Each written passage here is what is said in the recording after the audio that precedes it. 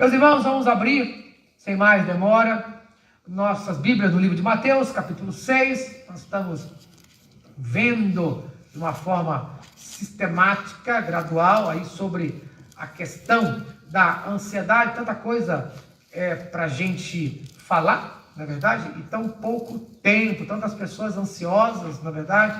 Então, recapitulando, né, sempre é importante a gente relembrar. Semana passada, nós falamos sobre, questão da ansiedade, e nós estamos baseando a questão da ansiedade em não confiar nos bens desse mundo. Nós estamos colocando que nós temos muita ansiedade porque nós fazemos o quê? Nós confiamos nas coisas e nas pessoas desse mundo, ao invés de confiarmos em Deus. Então, quando a gente transfere a nossa confiança, ao invés de colocar em Deus, a gente transfere para as coisas, o que acontece? Isso traz prejuízos, é isso que ele está dizendo. Semana passada, nós falamos que quando a gente transfere a nossa confiança, ao invés de colocar em Deus para os bens desse mundo, isso gera o quê? Cobiça. Foi o que nós falamos semana passada. Então, só para recapitular, Mateus capítulo 6, versículos 22 e 23, Jesus fala da cobiça. Ele fala aqui sobre luz e as trevas.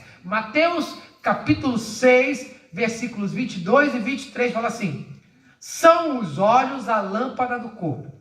Se os teus olhos forem bons, todo o teu corpo será luminoso. Se, porém, os teus olhos forem maus, todo o teu corpo estará em trevas. Portanto, caso a luz que há em ti sejam trevas, que grandes trevas serão. Então aqui, ele coloca que os olhos aqui, ele representa aqui os nossos interesses. E a gente aprende que os olhos são a janela, da alma.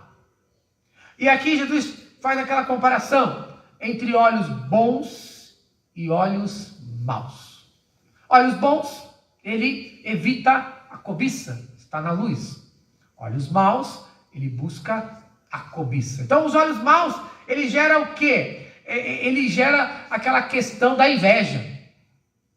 Geralmente, o olho mau é aquele olho que é um olho invejoso, que ele cobiça tudo dos outros. Ele sempre quer o que é dos outros. É mais ou menos isso que Jesus Cristo está dizendo aqui. Isso se aplica principalmente a quem? Ao homem que coloca o seu coração nos bens do mundo, ao homem que coloca o seu coração nas riquezas. Apesar da palavra de Deus, quando a gente vai ler, ela é dividida aqui por temas, Quando, se você for ler o Sermão da Montanha, tem temas aqui, não é verdade? Quando a gente começa aqui a nossa série de mensagens sobre ansiedade, lá no versículo 19, do 19 até o 21, Jesus fala, ou pelo menos o autor que dividiu aqui a Bíblia, ele coloca tesouros do céu, porque no original não existe essa divisão, para facilitar a nossa leitura.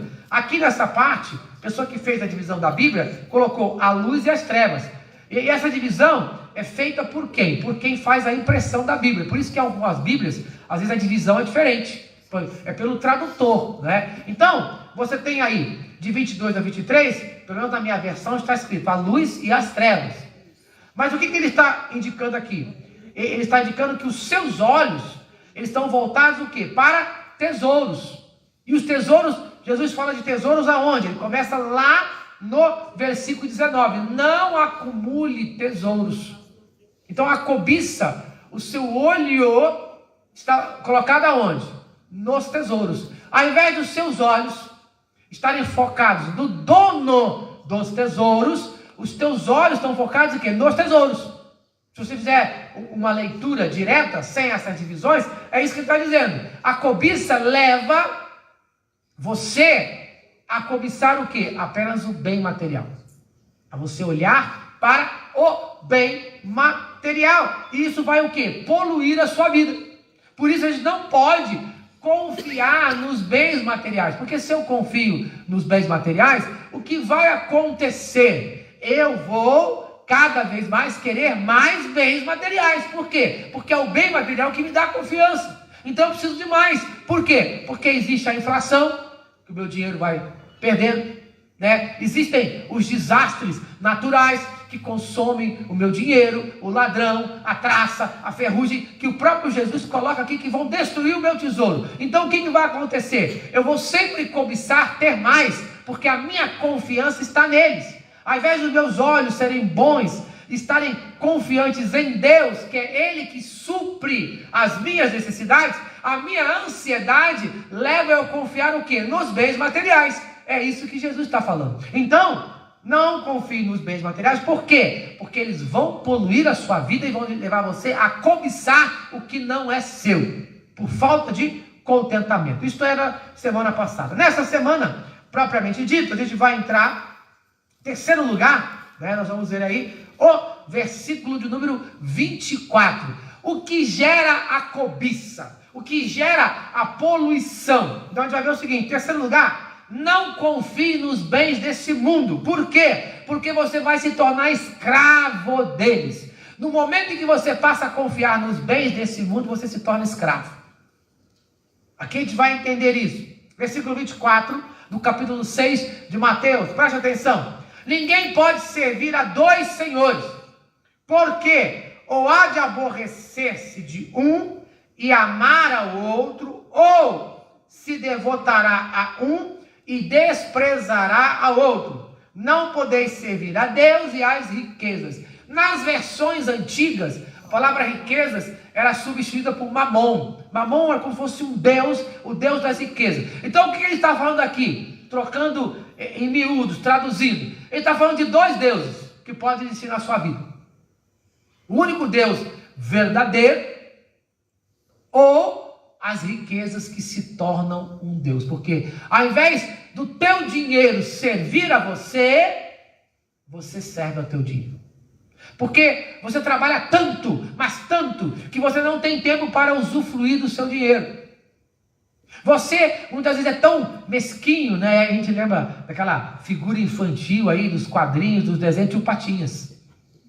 Não é verdade? Aí a gente lembra que você vai juntando, e na história dele ele tinha até uma moedinha da sorte, que era a primeira moeda dele, como se fosse para atrair a fortuna, o dinheiro. E tem gente que é assim. Tem gente que é assim. Vai acumulando, e ele diz aqui, ó, você não pode servir a duas pessoas ao mesmo tempo. E tem muita gente querendo servir. A gente quer servir a Deus e ao dinheiro. Então, esse versículo aqui, você tem que entender ele, que ele está escrito num contexto de escravidão. Aquela época que Jesus está falando aqui, a grande maioria da população mundial eram escravos. Aquela era a sociedade vigente, era de escravos.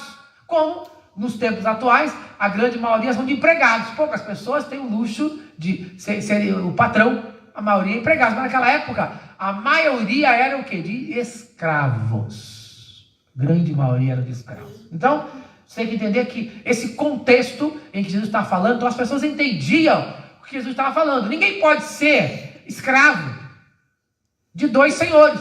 Como? Você também não pode ter dois empregos trabalhando ao mesmo tempo. Como é que você pode ter? Como que você pode assinar carteira de trabalho em dois empregos? Não tem como fazer. Não dá para você fazer. Muitas vezes a gente faz até um bico ainda, tem um emprego, faz um bico, mas depois acaba descobrindo que fica mais doido do que não sei o que, não consegue fazer. E aqui no texto, ele está dizendo isso. Então, um escravo não pode de maneira nenhuma pertencer a dois senhores ao mesmo tempo. O que ele está dizendo aqui? Quando tentamos dividir nossa lealdade a Deus, nós nos tornamos idólatras. Foi o que aconteceu com o povo de Israel antes de ir para o cativeiro. O que Deus falava? Deus falava assim, ó, vocês me honram com a sua boca, mas com as suas ações e atitudes não. É o que acontece muitas vezes com a gente. A gente honra a Deus da boca para fora, mas não com as nossas ações e atitudes. Então, muitos cristãos querem dar um jeitinho, né? Principalmente no Brasil tem aquela mania do jeitinho, né? Brasileiro, de dar um jeitinho para tudo. Mas isso não funciona com a palavra de Deus. Isso não funciona. Existe uma parábola, e aí eu vou pedir para você abrir nesta parábola de Lucas capítulo 12. A parábola de Lucas capítulo 12 é a parábola do rico insensato. Esta parábola, ela explica esse versículo 24. Lucas capítulo de número 12, nesta parábola, ele vai explicar algo que ele chama aqui de insensato, insensatez. Lucas capítulo 12,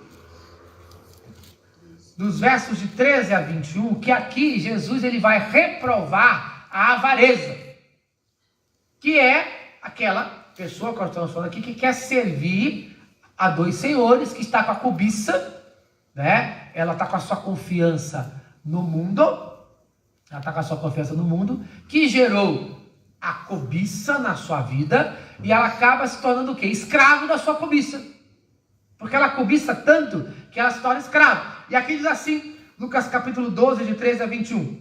Nesse ponto, um homem que estava no meio da multidão lhe falou: Mestre, ordena a meu irmão que reparta comigo herança. Mas Jesus respondeu: Homem, quem me constituiu juiz ou partidor entre vós? Então lhe recomendou: tende cuidado e guardai-vos de toda e qualquer avareza ou cobiça. Porque a vida de um homem não consiste na abundância dos bens que ele possui. E lhes contou ainda uma parábola dizendo: o campo de um homem rico produziu com abundância. Ele murmurava consigo mesmo dizendo: que farei? Pois não tenho onde recolher os meus frutos. E disse: farei isto, destruirei os meus celeiros e vou construir celeiros maiores. E ali recolherei todo o meu produto e todos os meus bens. Então direi à minha alma: tens em depósito muitos bens para muitos anos. Descansa, come, bebe e alegra-te. Mas Deus lhe disse: louco, esta noite te pedirão a tua alma. E o que tens preparado, para quem será? Assim é o que guarda para si mesmo e não é rico para com Deus. Então, o que a gente vai aprender aqui? Aqui está falando que é loucura buscar apenas tesouro nessa terra. É loucura você ser uma pessoa mesquinha, avarenta. E muitas vezes nós nos tornamos pessoas mesquinhas, avarentas, inclusive dentro da casa de Deus.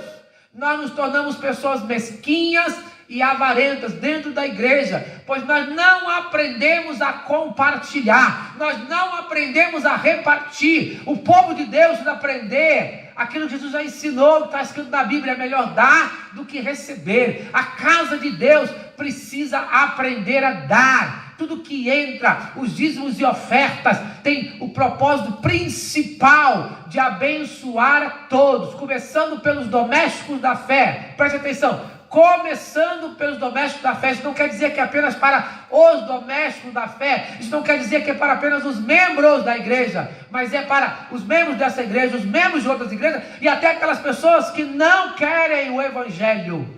Pois a graça é de Deus, não é minha, não é sua. A partir do momento que eu acho que algo é meu, que eu acho que eu posso administrar, então eu me torno mesquinho, avarento. E aí eu me torno uma pessoa insensata. Pois o que nós vamos aprender aqui? Ele diz assim no versículo 15: tende cuidado e guardai-vos de toda e qualquer avareza, porque a vida de um homem não consiste na abundância dos bens que ele possui. Então a sua abundância, ela não consiste nos bens que você possui. Por quê? Porque tudo que você tem é emprestado, nada é seu. Você pode até achar, mas não. Por quê? Porque o que Jesus fala da abundância? Porque o dia que você morrer, você não vai levar nada. O dia que você nasceu, você não trouxe nada. Então não consiste, porque a vida maior não é aqui a vida material, mas é a vida espiritual. Então nós vamos aprender que todos os bens são emprestados. Paulo fala, 1 Timóteo capítulo 6, versículo 17, diz assim: exorta aos ricos do presente século, que não sejam orgulhosos, nem depositem a sua esperança na instabilidade da riqueza, mas em Deus, que tudo nos proporciona ricamente para a nossa satisfação. 1 Timóteo capítulo 6, versículo 17. Então, nós não podemos ser orgulhosos por causa do nosso dinheiro, nem colocar a nossa esperança, ele diz claramente, na instabilidade da riqueza, porque o dinheiro é instável. Hoje você tem, amanhã você não tem. Por isso que nós temos que entender que as nossas posses são emprestadas. Por quê? Toda gente que tinha dinheiro depois perde tudo. Perde tudo. Quantas pessoas que tinham dinheiro e perderam tudo? Quantas nações que dominaram o mundo e perderam tudo? Então isso é a comprovação que o que você tem na verdade não é seu. Ele fica por um determinado tempo com você, porque é emprestado. Se você não perder tudo em vida, que é muito possível, quando você morrer você perde tudo. Então nada é seu. Então Paulo diz, olha, exorta a quem é rico para que ele não deposite o seu pensamento nos dinheiros, nas riquezas, para que ele não se torne uma pessoa ansiosa, porque ele sempre vai querer mais. Outra coisa que você precisa entender, baseado nesse texto aqui que nós lemos de Lucas, capítulo 12, a partir do 13 até o 21, é que, preste atenção, a gente acha muitas vezes que, por causa da cobiça, que aquilo é só para mim. E tem muito cristão achando que a bênção é só para ele. Tem muito crente achando que a bênção é só para ele. E ele diz aqui, no versículo 17,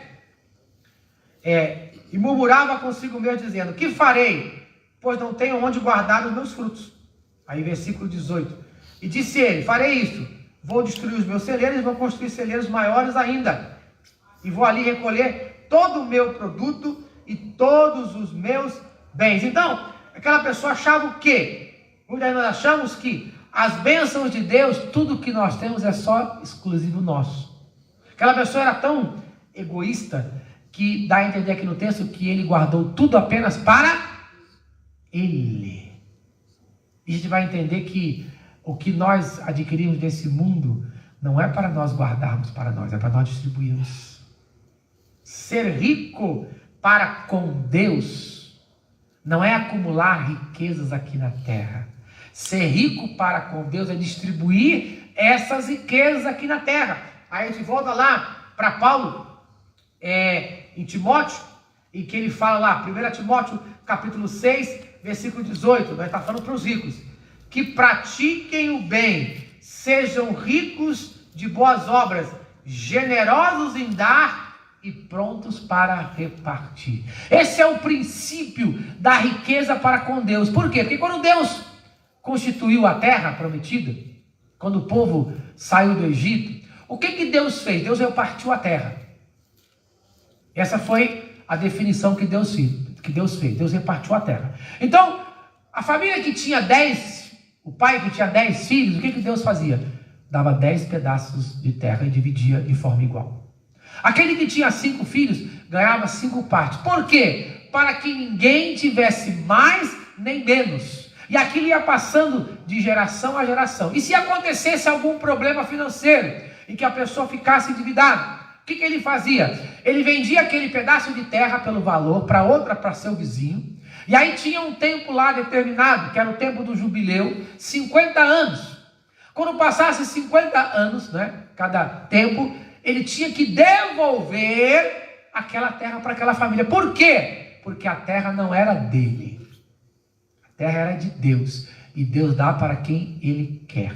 Quando a gente parte desse pressuposto de que nada é meu, tudo é de Deus. É isso que Jesus fala no Sermão da Montanha. É isso que Paulo está falando. Que nós somos chamados do quê? De administradores. Nós somos mordomos, isto é, não somos os donos. No momento em que eu acho que eu sou dono, eu me torno escravo.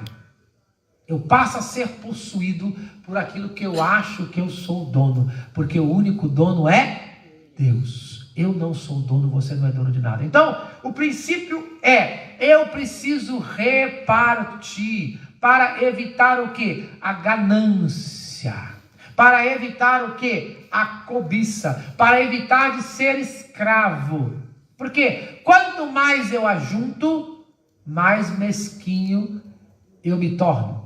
Quanto mais eu ajunto, mais inseguro eu fico, mais ansioso eu fico. Por quê? Quanto mais dinheiro eu tenho, mais preocupado eu fico. Pode ver isso. Quanto mais dinheiro a pessoa tem, mais preocupada ela fica.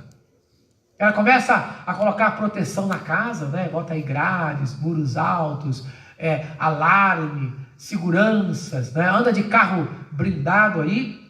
Por quê? Porque ele não tem mais o quê? A tranquilidade, a paz. Ele se torna ansioso, com medo de perder os seus bens. E a gente vai aprender ainda uma última coisa importante nesse texto aqui, de Lucas capítulo 12, que nós temos que dar mais valor, não às coisas materiais, mas sim às coisas espirituais. Versículo 19, do capítulo 12 de Lucas. Então direi à minha alma, tenha em depósito muitos bens, para muitos anos, descansa, come, bebe e alegra-te. Aí o versículo 20, mas Deus lhe disse, louco, essa noite pedirão a tua alma. E o que tens preparado? Para quem será? Quem está dizendo é o seguinte, você está preocupado com as coisas materiais, ok, e as coisas espirituais? Pois a nossa vida não se baseia apenas na matéria. A nossa vida se baseia no espírito também. A ansiedade, ela leva a gente a ser escravo desse mundo. Por isso a gente não se preocupa com o outro mundo, com as coisas espirituais. Porque eu sou escravo. Aí o escravo não pode servir a um só senhor?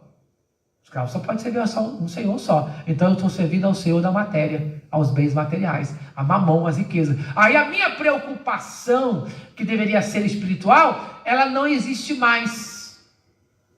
E você pode ver, quanto mais materialista a sociedade vai se tornando, quanto mais consumista a sociedade vai se tornando, menos ela procura Deus. Pode observar isso. Menos religiosa ela se torna, independente de religião. Por quê? Porque ela não tem tempo para as coisas espirituais. Por quê? Coisas espirituais não trazem dinheiro, ou pelo menos não deveriam ter, não essas espirituais da televisão, que são de espiritual, não tem nada, só fala de material, é completamente diferente do que Jesus está falando. Quando eu me devoto às coisas espirituais, de graça recebeste, de graça daste, então ninguém vai cobrar por oração, ninguém vai cobrar, né, por a leitura da palavra, ninguém vai cobrar por uma visita, de graça eu recebi as coisas espirituais, de graça eu vou dar as coisas espirituais. Mas como eu sou escravo da matéria, então a matéria tudo é pago. Então, paga-se por quê? Aí você começa a criar símbolos que representam coisas espirituais. Então você começa a pagar pela água benta, né? Pelo lenço ungido, ou água ungida, a rosa isso, aí tudo é ungido, né? Mas tudo tem um preço. Essa unção tem um preço. Mas o preço qual? Material e não preço espiritual. A Bíblia fala que a unção tem um preço espiritual diante de Deus, de ser o quê? Escravo dele e não da matéria. E aí Paulo termina lá em 1 Timóteo, no capítulo 6, versículo 19, ele diz que acumulem os ricos para si menos tesouros, sólido fundamento para o futuro, a fim de se apoderarem da vida eterna. Então ele diz, olha, ao invés de vocês ficarem preocupados em acumular tesouros aqui na terra, faça um sólido fundamento para o futuro. Isto é, faça um investimento para o futuro nas coisas espirituais. Não confie nos bens deste mundo. Por quê? Porque senão você se tornará escravo deles. E aí a sua ansiedade vai aumentar mais ainda. Por quê? Porque aí você vai estar servindo as coisas ao invés do Criador. É uma coisa muito simples, uma coisa prática para a gente entender isso. Então você compra um carro. Você compra um carro. Simples, você compra um carro. Nada de mal, não é pecado comprar um carro. Mas é a maneira que eu vou tratar esse carro, esse bem material, é que vai gerar o pecado. Então, agora eu não tenho mais tempo para Deus. Por quê? Porque o meu carro agora eu tenho que lavar o meu carro, eu tenho que encerar o meu carro, eu tenho que cuidar do meu carro, eu tenho que levar o meu carro para a mecânica, deixo ele zeradinho. Agora eu vou ter o lazer com o meu carro. Aí o meu tempo é tomado para cuidar do carro, o meu tempo é tomado para usar o lazer com o meu carro, que eu roubo o tempo de quem? De Deus, porque no teu patrão tu não vai fazer isso não, tu não vai limpar o teu carro na hora que tu está trabalhando, tu não vai passear com o teu carro na hora que tu está trabalhando, senão o teu patrão te manda embora. Qual é o tempo que vai ser roubado? O de Deus. É assim que acontece, algo bem prático para você entender, é assim que acontece.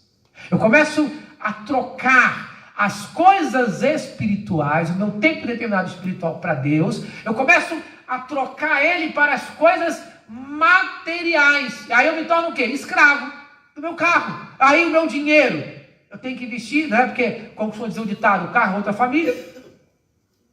Aí eu começo o quê? Aquilo que eu repartia, né? Aí devolvendo o dízimo que pertence ao Senhor, ajudando os próximos, que é melhor dar do que receber. Não, agora eu tenho que investir no carro, no bem material. E aí isso vai gerando o quê? Ansiedade, porque quanto mais eu tenho, mais eu quero. E aí o meu carro, eu quero botar lá, começar a modernizar ele, botar um som, né? Botar lá alguma outra coisa, acessórios. E começa. Pode parecer uma coisa simples, é uma armadilha. É uma armadilha em que eu começo a tirar o meu tempo das coisas espirituais. E começo a colocar o meu tempo nas coisas materiais. Então, pare e pense a quem você está mais servindo. Pois esse carro ou esse bem material era para servir a mim. Mas eu não tenho mais tempo. Eu não tenho mais dinheiro, porque tudo está no investimento dele. Então, pare e pense nisso. Aonde você está investindo os seus bens? Em coisas espirituais ou em coisas materiais? Pare e pense nisso. O seu investimento maior é aonde? É em quem? É no quê? Então eu quero que você curva a sua cabeça agora e você pare e pense nesse investimento que você está fazendo. Pois é o que Jesus disse claramente, né, no nosso texto principal de Mateus capítulo 6, versículo 24. Você não pode servir a dois senhores. Não dá para investir nos dois. Não dá para investir nos dois. Pois você vai investir em um, vai desagradar o outro. Vai investir no outro, vai desagradar o contrário. Então pare e pense nisso, né? Você tem que pensar nisso. Pensar que tudo que você tem é emprestado. Não é seu. Você é apenas um administrador. Pare e pense que tudo que você tem não é exclusivamente seu, é para repartir. Você recebeu o que você recebeu para dar, para repartir. Você é apenas o administrador. O administrador ele tem que repartir, ele tem que suprir as necessidades da casa. Esse é o mordomo. E finalmente, quando nós falamos de coisas espirituais, não podemos dar como administradores do reino, não podemos dar mais valor às coisas materiais. Temos que dar valor maior às coisas espirituais. No momento em que nós passarmos a dar valor mais às coisas espirituais, no momento em que nós passarmos a servir mais às coisas espirituais, a Deus, teremos menos ansiedade. Então nós temos que pensar nisso. Quem nós estamos servindo em primeiro lugar? Aí a gente vai para o texto final de Mateus capítulo 6, versículo 33. Mas buscar em primeiro lugar o reino de Deus, o reino dos céus e a sua justiça, e todas as coisas serão acrescentadas. Então, nós estamos buscando em primeiro lugar a Deus, as coisas espirituais, ou em primeiro lugar as riquezas, as coisas materiais?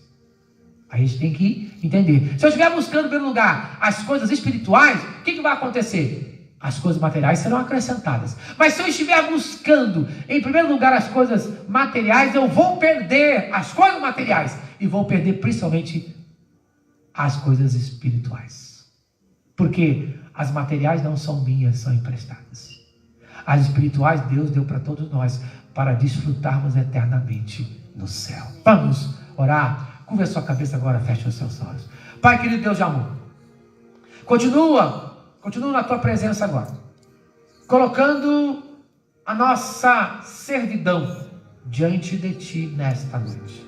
Muitos estão ansiosos, pois estão servindo aos bens materiais, se preocupam tanto em suprir a sua vida de bens materiais, que se esquecem de suprir a sua vida de bens espirituais, de estar na tua presença. Então, que nessa noite seja um momento de reflexão. Aonde estou fazendo o meu investimento maior? Nas coisas terrenas, aqui, desta terra, que são passageiras e são destrutivas, ou estou fazendo um investimento nas coisas do céu, que são espirituais, que são eternas, que duram para sempre? É algo pessoal, algo individual. Então trabalha no coração de cada um, abra o entendimento através do teu Espírito Santo, que nós não somos donos de nada, que nós estamos aqui apenas para sermos mordomos, bons administradores, que estamos aqui para repartir com aqueles que têm menos do que nós. Desperta o teu povo a repartir, a dar àqueles que têm menos. No nome de Cristo Jesus, ó Pai, é que eu te peço e te agradeço, hoje e todo sempre. Amém.